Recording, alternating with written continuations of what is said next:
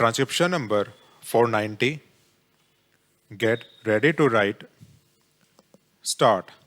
Sir, the coal mining industry is a sick child. An attempt is being made by this bill to increase the coal development rebate and inject some health into that sick child.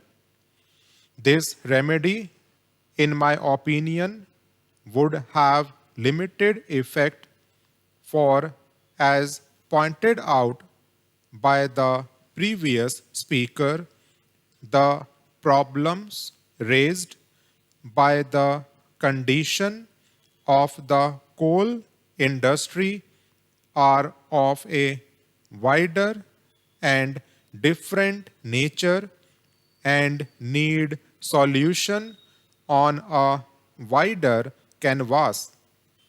It has already been pointed out that the World Bank promised a loan of $35 million to the coal industry with the condition that matching rupee finance should be forthcoming from the industry itself. It is some time now that that promise was made by the World Bank, but because the local coal mining industry has not been able to raise the rupee finance, the sum promised by the World Bank has not been utilized so far. This is an effort now by the government to give some inducement to the local coal mining industry to invest more money in plant and machinery by raising the development rebate. But then the coal industry is faced with a peculiar situation. The demand in this country for coal, the potential demand and the actual demand is of a very high order. The production falls far short of the potential demand, but then we find that there is glut, there is stock piling for low grade coal at the pit heads, which leads to many complications.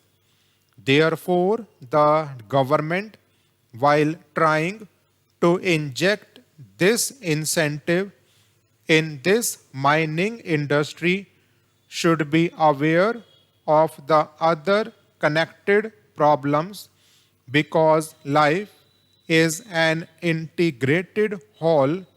Modern economic life also is an integrated whole. You cannot take steps only in one sphere and leave other spheres untouched. If a problem has to be solved, it has to be solved on a broad front. Suitable matching measures have to be taken in the other fields as well.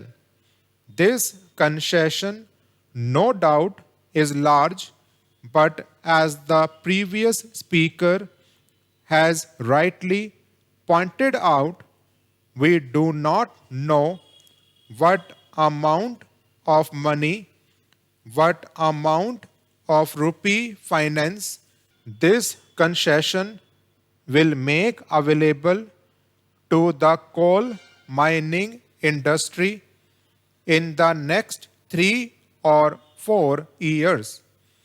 In the absence of figures in this respect, we seem to be in the dark. Why has the dollar loan advanced by the International Bank for Development not been utilized so far? Moreover, for raising internal finances, it is not proper to assume that the coal mining industry should tap only its own resources. Modern mining is really carried on by the finances advanced by commercial institutions, banks, financial institutions, investment institutions, and the like. Now, in India, these banking institutions have not so far got a developed technical wing. It is difficult for them to know what the condition of the mining machinery and plant in a particular mine is. It is difficult for them to access whether in future a mine, in spite of some investment, would be a paying proposition or not, whether a mine would be in a position to pay back the loan after some time or not. In the absence of that technical wing, in the absence of accurate knowledge of coal mining, these financial institutions are at a disadvantage because when they do not have this knowledge, they naturally do not like to take any risk.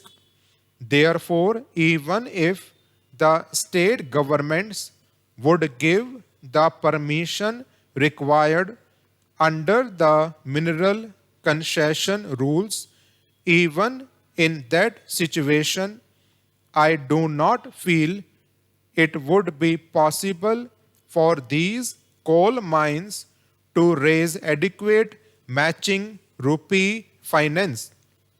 How is then the situation to be tackled? There is a coal board which is having a technical wing and which possesses expert knowledge of mining machinery and mining conditions. One of its duties is to judge the efficiency and the future profitability of a mine.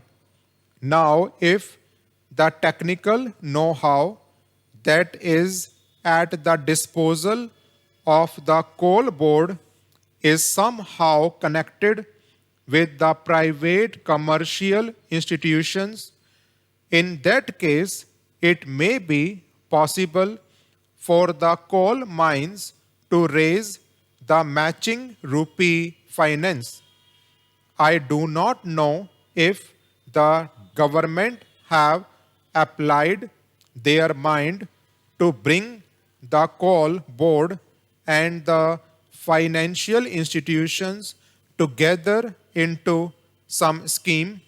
Unless that is done, unless the state bank or some other banking institution or even the government set up their own technical machinery to adjudge the efficiency and effectiveness of a coal mine. I feel that in spite of the relaxation of the mineral concession rules, in spite of the willingness of the state governments to sanction assignation and mortgage, adequate finance wouldn't be forthcoming. Therefore, I feel that the government should pursue an inquiry on this line. Sir, while these remedies may be suggested, if we take the economic situation in the coal industry, that is, if we take into account the fact that there are private coal mines in the coal industry in India, it seems that the only solution of the problem of the coal industry is nationalization.